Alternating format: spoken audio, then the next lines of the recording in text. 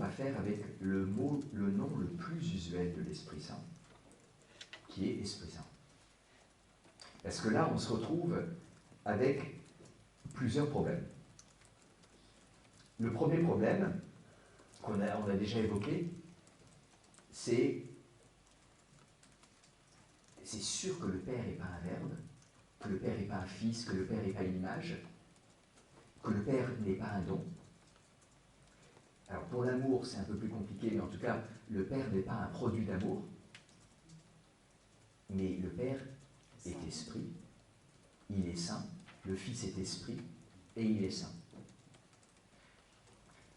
Alors, là, Thomas se casse pas trop, se foule pas trop, il reprend l'explication d'Augustin. Donc vous en souvenez? Bon, c'est bon. Augustin dit, ce sont des noms, le problème c'est que ce sont des noms communs aux deux autres personnes, mais c'est justement approprié pour l'Esprit Saint, parce que l'Esprit, c'est celui qui fait le lien entre les personnes. C'est celui qui est commun, que le Père donne au Fils et que le Fils donne au Père. C'est le lien, le nexus, le nœud entre les deux. Donc c'est normal qu'il ait un nom commun aux deux autres pour bien exprimer qu'il fait vraiment ce lien commun. C'est un peu artificiel, mais bon, ça a une certaine logique.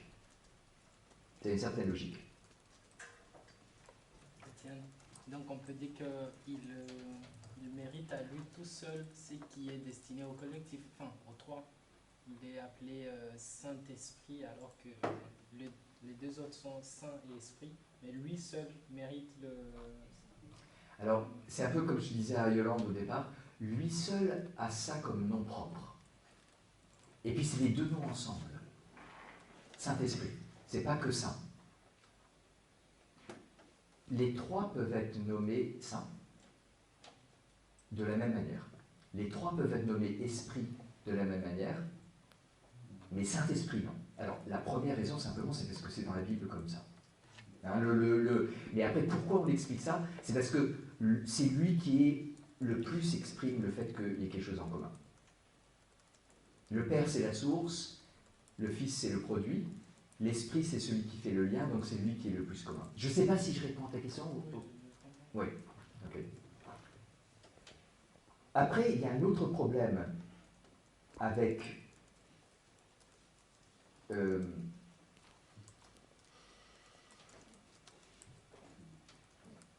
ce nom. Ah oui, mais en fait, on a déjà réglé ce problème. Quand on a parlé de la deuxième procession mentale, c'est que c'est un nom qui n'exprime pas vraiment une procession. C'est-à-dire que verbe et fils, et même image, parce qu'une image c'est produit en ressemblance à quelque chose, ça exprime des processions. Don, ça exprime une procession, il y a quelqu'un qui donne. Amour, ça exprime une procession, mais Esprit Saint. Alors, et Thomas, tout d'un coup, se rappelle que spiritus en latin, ça veut pas simplement dire intelligence, ça veut dire souffle et vent. Et du coup, il dit, mais le souffle, ça provient d'eux. C'est souffler. Et en plus, ça on l'a déjà vu, c'est un mouvement. C'est un mouvement, et donc ça correspond à la deuxième procession qui est le mouvement. Et puis il y a un troisième problème, que saint Augustin avait aussi souligné, c'est pas un mot relatif. Le Père, c'est un mot relatif. Le Fils, c'est un mot relatif. Ça exprime bien le fait que chacune de ces personnes, c'est entièrement la relation. Mais l'Esprit, donc le mot, en fait, en gros, Thomas est en train de dire, mais ce mot n'est pas bien adapté. Mais je suis obligé de prouver que c'est bien adapté parce que c'est ce que dit la Bible. Donc il s'en sort par ces sortes de contorsions, en disant c'est un mot commun, il y a du souffle. Et comment il va expliquer qu'il y a une relation? Alors, là, c'est surtout par rapport au mot saint qu'il dit qu'il y a une relation. Il dit, que veut dire saint? Alors dites-moi, que veut dire saint? Mis à part. Ouais. Mais là, ça ne marche pas pour le coup. Donc, ce n'est pas cette définition-là. Et tu as raison, c'est une définition de saint, mise à part. C'est parfait alors, peut-être. Parfait, mais ça ne marche pas non plus ici. Pécheur pardonné.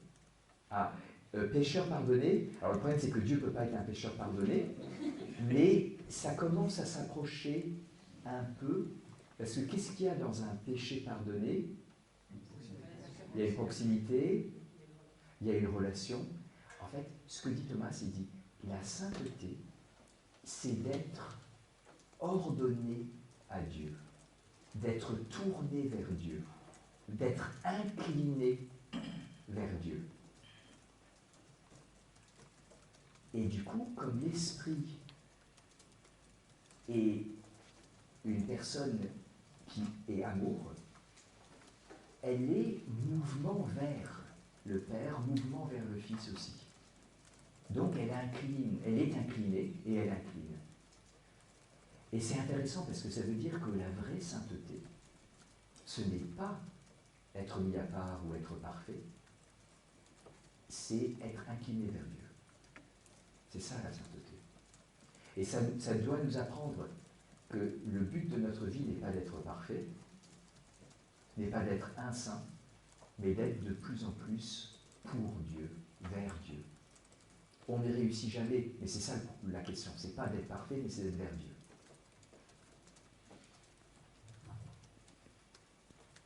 Donc, le troisième nom de l'Esprit Saint convient.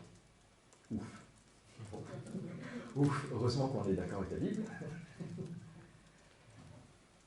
Petite dernière